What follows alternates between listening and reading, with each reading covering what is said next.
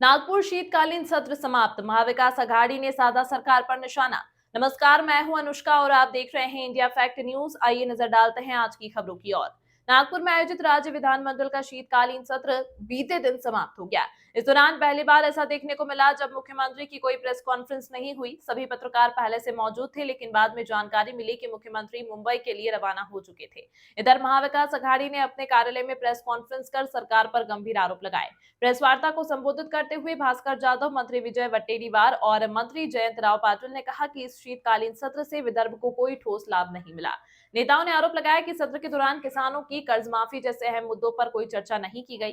संतरा, मौसम्बी और सोयाबीन किसानों के हितों की भी अनदेखी की गई। उन्होंने कहा कि सत्र में मुख्य रूप से मुंबई महानगर पालिका, नागपुर नगर पालिका और अन्य नगर पालिकाओं से जुड़े विषयों पर ही बातचीत सीमित रही। महाविकास आघाड़ी नेताओं ने यह भी कहा कि उनकी मांग थी कि शीतकालीन सत्र कम से कम 3 सप्ताह तक चलाया जाए ताकि विदर्भ और किसानों से जुड़े मुद्दों पर विस्तार से चर्चा हो सके। लेकिन प्रशासन ने अपने हितों को प्राथमिकता देते हुए सदन का संचालन किया, जिससे आम जनता और किसानों की समस्याएं अनसुलझी रह गई। ख्वाजा कबीर की रिपोर्ट।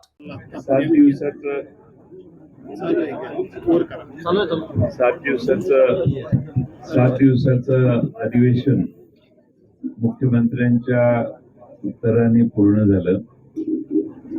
विदर्भातल्या जनतेला 6 आठवड्याचं अधिवेशन घेऊ अशी विदर्भाच्या विलिनीकरणाच्या वेळी जो करार नागपूरचा झाला त्यात उल्लेख आहे, पण एका आठवड्यात आता आम्ही परत निघालो आणि त्या एका आठवड्यात एकही दिवस विदर्भाची चर्चा सरकारला करावीशी वाटली नाही याची खंत आम्हा सगळ्यांना आहे।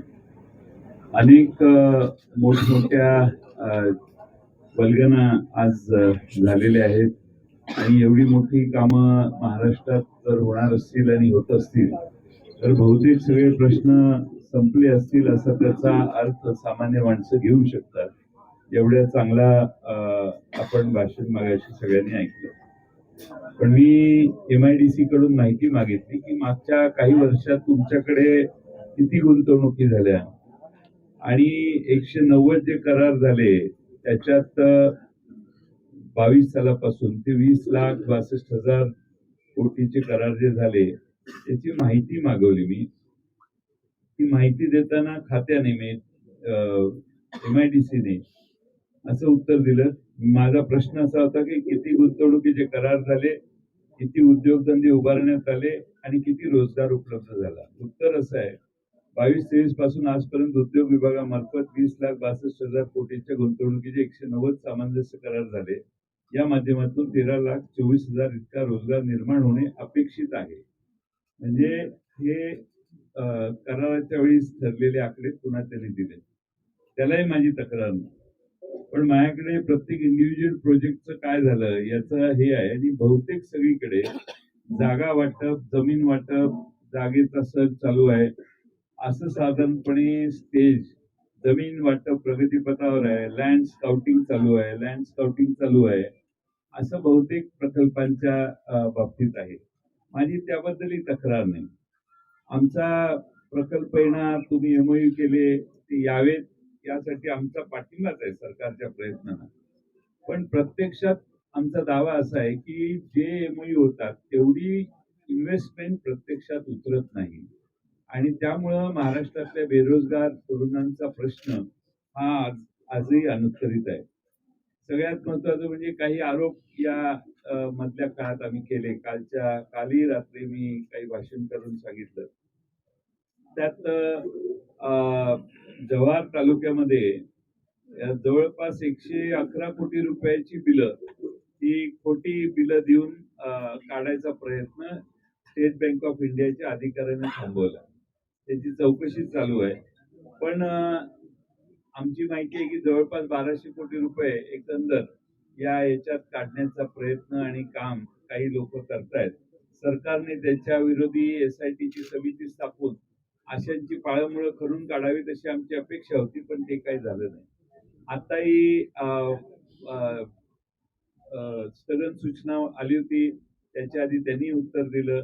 ड्रगचं प्रमाण बेसुमार वाढलेलं आहे आणि सातारा जिल्ह्यात काल एक रेड पडली। परत वर्ध्यामध्ये 192 कोटीचे MDचं प्रकरण आहे। कारंजात देखील एमडीचा महाकारखाना आहे अशी माहिती आहे. त्या सगळ्या गोष्टी आम्ही सभागृहात मांडल्या. मुख्यमंत्र्यांनी सांगितलं की या जास्त आता पुढे यायला लागलेल्या आहेत आणि कारण आमचे प्रयत्न पकडण्याचे जास्त आहेत. पण याची व्याप्ती एवढी प्रचंड आहे महाराष्ट्रात की महाराष्ट्रातल्या तरुणाईला ड्रग्जने आता विळखा घातलेला आहे आणि हाच सगळ्यात मोठा आज आपल्या महाराष्ट्रातल्या समाजासमोर प्रश्न आहे आणि त्यासाठी सरकार हे सगळे जसे गुन्हे हँडल होतात तसेच हे गुन्हे हँडल होतात आणि सर्रास गावागावात खेड्याखेड्यात दुय्यम तिय्यम लोकसंख्येच्या म्हणजे लहान संख्येच्या शहरात देखील आता ड्रग्जचा सुळसुळाट आहे. सरकारने त्यावेळी आमची अपेक्षा होती की सरकारने सांगायला पाहिजे की काय ठोस उपाययोजना सरकार करणार. काल परवा आम्ही अनेक गोष्टी सरकारच्याकडून अपेक्षा केली पण त्या अपेक्षा काही आमच्या पूर्ण झाल्या नाहीत आणि अशा अनेक गोष्टी आहेत की ज्याविषयी आम्ही मागणी केली.